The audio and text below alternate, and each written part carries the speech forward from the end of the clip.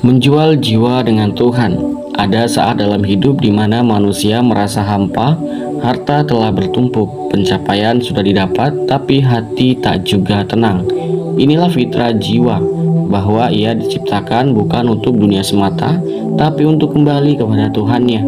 Maka ketenangan hanya datang saat jiwa itu telah terjual kepada pemilik sejatinya, yaitu Allah Subhanahu wa Ta'ala. Sedangkan dunia bukanlah tujuan. Allah menciptakan dunia ini bukan sebagai tempat tinggal abadi, melainkan tempat tinggal ujian. Sayangnya banyak manusia yang telah tertipu oleh gemerlapnya dunia. Jiwa mereka tergadaikan oleh ambisi, kekuasaan, dan cinta dunia. Padahal Rasulullah SAW bersabda, dunia itu terlaknat, dan terlaknat pula apa yang ada di dalamnya, kecuali zikir kepada Allah, orang-orang yang berilmu, dan orang yang mau belajar. Hadis riwayat Tirmizi. Sedangkan menjual jiwa kepada Tuhan bukan berarti kehilangan jati diri, tapi justru menemukan tujuan tertinggi dari hidup. Ia adalah bentuk totalitas penghambaan. Jiwa yang dijual kepada Allah berarti ia tidak lagi mengikuti hawa nafsu dunia, tapi tunduk sepenuhnya kepada kehendaknya. Transaksi ilahiyah dalam Al-Quran pun menyatakan, sesungguhnya Allah telah membeli dari orang-orang mukmin itu diri dan harta mereka dengan memberikan surga kepada mereka. Quran Surat At-Taubah ayat 111. Ayat ini menggambarkan sebuah transaksi Allah sebagai pembeli, hamba sebagai penjual. Barang yang dijual yaitu adalah jiwa dan harta. Harga yang diberikan sangatlah fantastis, yaitu berupa surga dan ridhonya. Siapa yang berani menjual jiwanya? Tidak semua orang tentu berani melakukannya. Menjual jiwa kepada Tuhan adalah jalan para nabi, jalan para syuhada, dan jalan para siddiqin.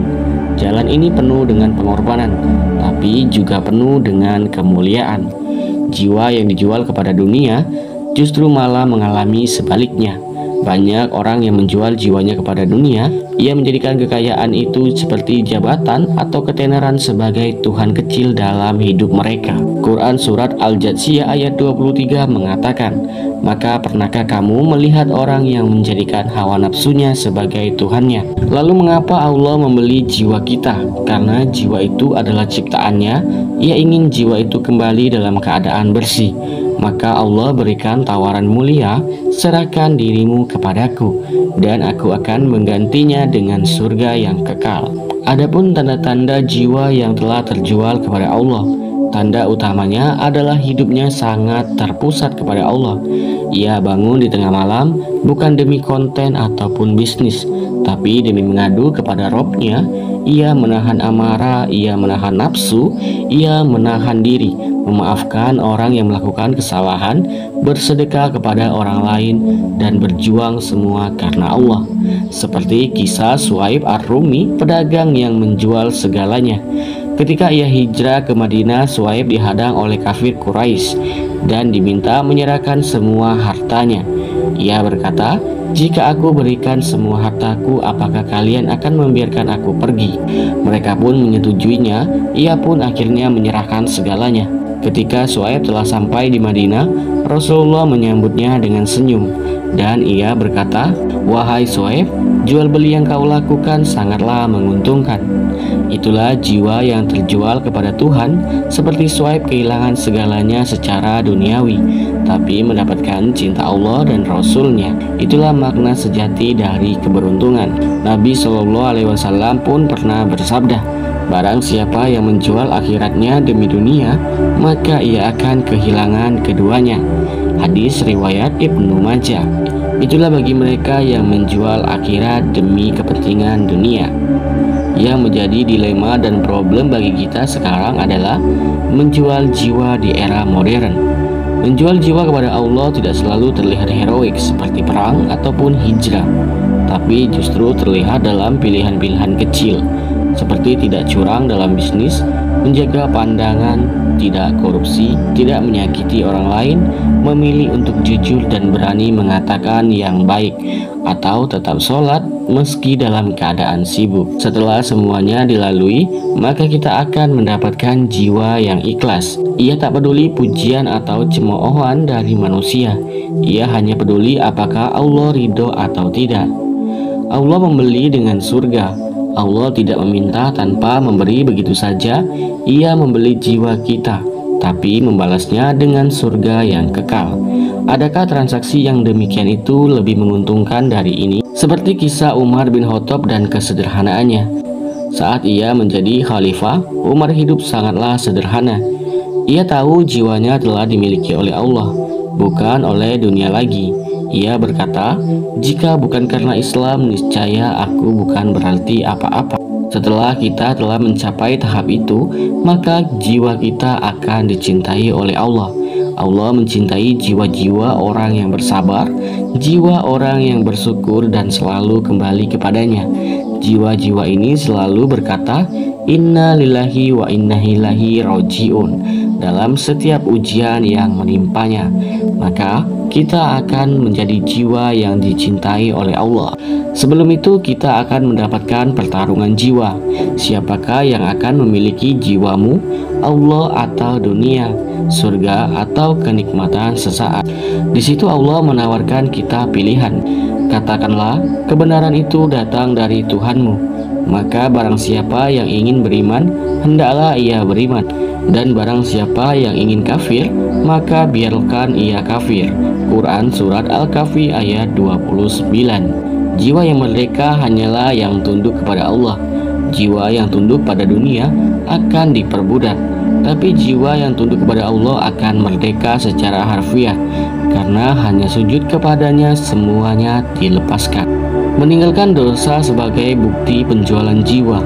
Menjual jiwa kepada Allah berarti meninggalkan semua bentuk dosa, meninggalkan zina, meninggalkan riba, meninggalkan ghibah, dan meninggalkan kemaksiatan lainnya sebagai bukti cinta kepada Allah.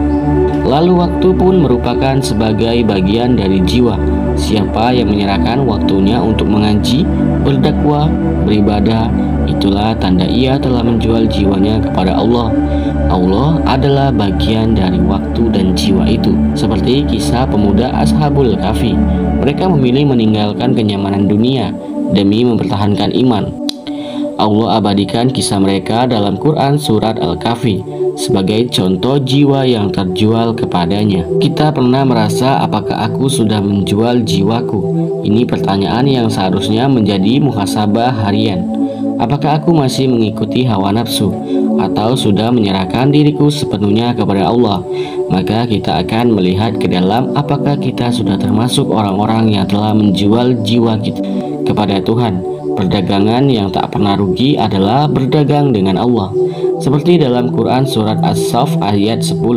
Hai orang-orang yang beriman, maukah kamu aku tunjukkan suatu perdagangan yang dapat menyelamatkanmu dari azab yang pedih, yaitu adalah berdagang dengan Allah. Ini adalah bisnis dengan Allah, beriman, berjihad, dan berkorban di jalannya.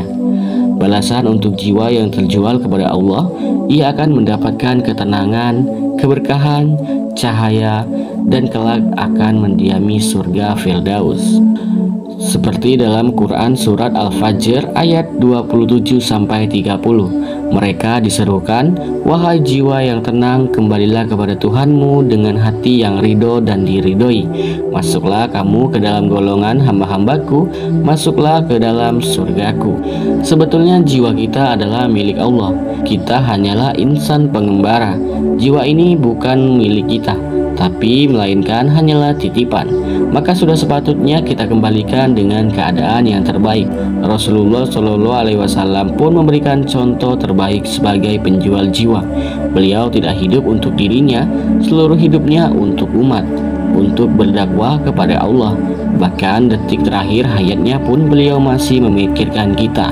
Dengan suara yang lirih ia berkata, "Ummati, ummati." Menjual jiwa bukan berarti tidak menikmati dunia. Kita harus pahami hal-hal tersebut.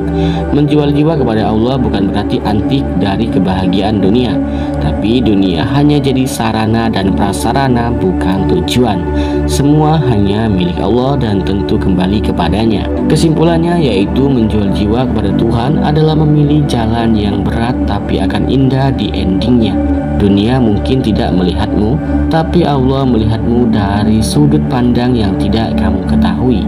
Ia membeli jiwamu dan tak akan membiarkan dirimu menjadi sia-sia. Doa yang akan kita panjatkan kali ini adalah, Ya Allah, aku serahkan jiwaku kepadamu.